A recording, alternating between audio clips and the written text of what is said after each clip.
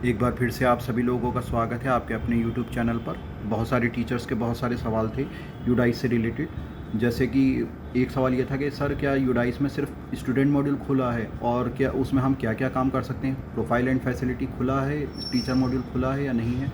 तो अभी profile and facility और टीचर्स मॉड्यूल को नहीं खोला गया है, सिर्फ स्टूडेंट मॉड्यूल को खोला गया है। और स्टूडेंट मॉड्यूल में भी प्रोग्रेशन एक्टिविटी क्या होती है, जो लास्ट ईयर के जो हमारे 25-26 के बच्चे थे उनका क्या रहा, यानी वो पास हुए, फेल हुए, स्कूल उसी सेम स्कूल में ही या स्कूल छोड़कर चले गए, तो उनकी सारी डिटेल को अपडेट करने का काम जो है वही प्रोग्रेशन कहलाया जाता है। प्रोग्रेशन का काम खुला हुआ है।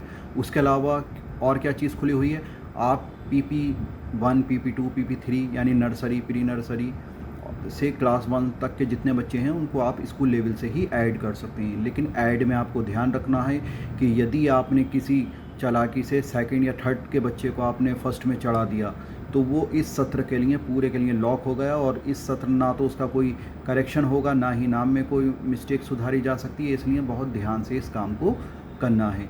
दूसरा है कि हम बच्चों की क्या प्रोग्रेशन करने के बाद GP कर सकते हैं, तो सिर्फ GP अभी सेव हो रही है, बाकी EP और FP जो बाद में करते हैं, जिसमें हम बच्चों के एक्स्ट्रा करिकुलम एक्टिविटीज़ से रिलेटेड क्वेश्चन हमसे पूछता है, उसको सेव करने का ऑप्शंस होते हैं, तो वो अभी बंद है, उसका ऑप्शन बाद में खुलेगा। तो इसलिए अभी आप प्रोग्रेशन करके भी छोड़ देंगे तो कोई इसमें हर्ज की बात नहीं है। दूसरा, send to drop box is not permitted, यानी बच्चे को अभी ड्रॉप बॉक्स में डालने वाला जो ऑप्शन है, जो डायरेक्टली हम डालते हैं TC जनरेट वाले ऑप्शन से, वो अभी बंद है।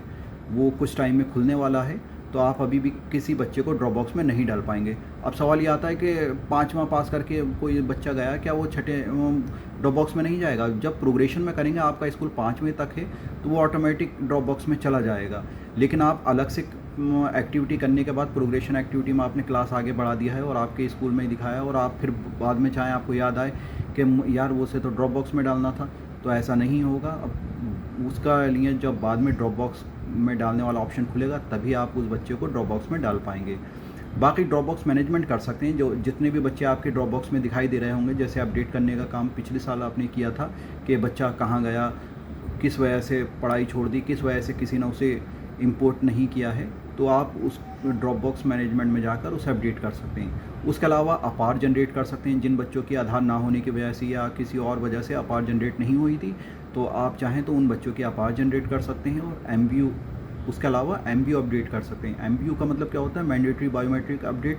जिन बच्चों के आधार में बायोमेट्रिक अपडेट होना थी लेकिन नहीं हो पाई थी लास्ट सत्र में, तो आप चेक करिए उन सभी के स्टेटस, और जिसका भी आधार में बायोमेट्रिक अपडेट हो गई है तो उसे वापस से उसके अपडेट करने की कोशिश करें। और जिनका अभी भी पेंडिंग दिखा रहा है तो आप उनके गार्जियंस को बुलाएं, एक मीटिंग लें और उनसे बोलें कि आप अपने जो भी बच्चा है आपका, उसको उसके आधार में बायोमेट्रिक अपडेट कराएं। जो भी फिंगरप्रिंट्स अपडेट होना है या कोई भी त्रुटि वजह की होने की वजह से जो छात्र का MBU पेंडिंग दिखा रहा है उसे वो पूर्ण करें।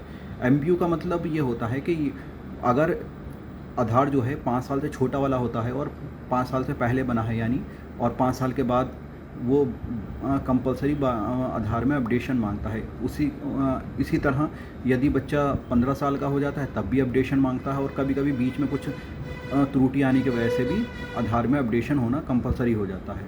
तो उम्मीद है आप सब लोगों को मेरी बात समझ में आई होगी। धन्यवाद।